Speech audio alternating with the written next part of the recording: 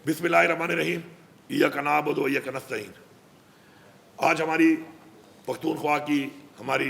Parliamentary party की meeting हुई है, जिसके अंदर हम सब ने मुत्तफ़िका तौर पर एक बहुत डिटेल के साथ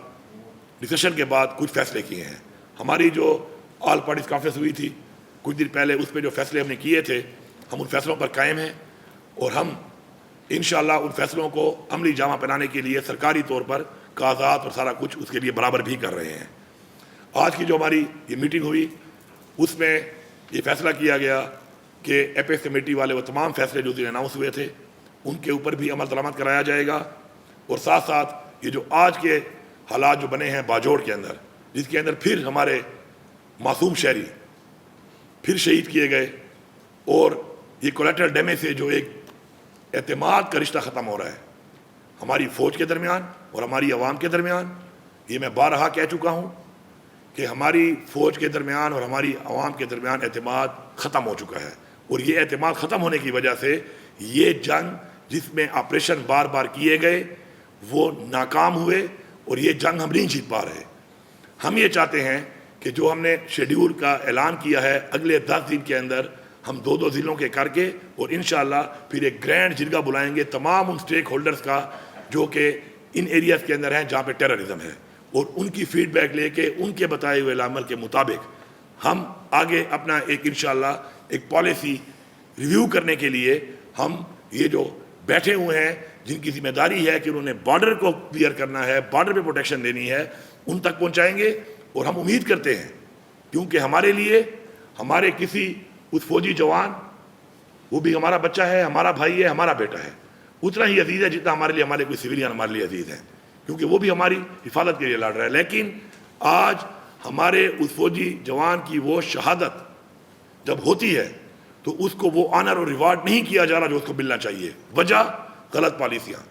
इन पॉलिसियों को हम बार बार कह रहे हैं कि रिव्यू किया जाए। उसी के ऊपर हमारा फिर आज ये इजलास हुआ है, हमने उसके ऊपर जो भी बातचीत की है अभी हमारे अगले 10 दिनों में इंशाल्लाह जिरगे होंगे। उन जिरगों का एक मुफस्सिल तरीके से डिस्कशन के बाद एक बयानिया होगा, लाएमल होगा और हम उम्मीद करते हैं कि उसी के मुताबिक आगे की कार्रवाई जो है वो हम करेंगे। दहशतगर्दी का खात्मा हम चाहते हैं, लेकिन उस तरीके से जिससे अवाम का एतमाद भी हो और हमें खात्मा कर भी सकें। इसके अलावा हमारा action in aid of civil power, ये जो एक हमारा एक चल रहा है सूबे के अंदर, इसके ऊपर भी हमारे तफज़ात हैं। उसके ऊपर भी हमारा इंशाल्लाह यकम से स्पीकर साहब को बता दिया गया है, इंशाल्लाह यकम से हमारा असम्बली का इजलास शुरू होगा। उसके अंदर हमारी बाकी डिस्कशन के साथ इसके ऊपर भी डिस्कशन होगी कि क्या इससे कोई फ़वाइद हो रहे हैं या इससे नुकसान हो रहा है और फिर वही एतमाद ख़त्म हो रहा है या एतमाद बहाल हो रहा है। हमने अपने लोगों का एतमाद बहाल करना है और एक वाज़ेह पैगाम है यहाँ पर सब के लिए कि हम अपनी आवाम के साथ खड़े हैं, हम अपनी आवाम के लिए हर हद तक जाएंगे। ये हमारा सूबा है, ये हमारी मट्टी है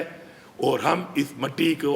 अपने उन फैसलों के साथ ख़राब नहीं कर सकते जो फैसले हम पे मुसल्लत किए जाते हैं हमारे मशवरे के बगैर।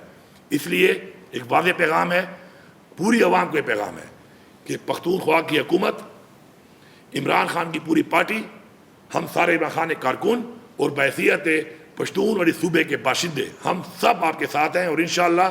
हम इन मसलों से आपको निकालेंगे और हम आपके साथ इन मसलों के हल के लिए हर हद तक जाएंगे और आपके साथ खड़े हैं इंशाअल्लाह। इसके अलावा मैं यहाँ पे वाज़ेह एक बात दे रहा हूँ तमाम डिप्टी कमिश्नर्स को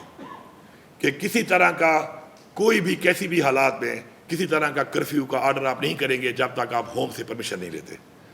किसी तरह का कोई कर्फ्यू, कोई 144 आप नहीं लगाएंगे, उससे पहले आप होम डिपार्टमेंट से परमिशन लेंगे। इसके मैं डायरेक्टिव भी जारी कर रहा हूँ और मैं यहाँ से वाज़ेह पैगाम भी अपना दे रहा हूँ। शुक्रिया।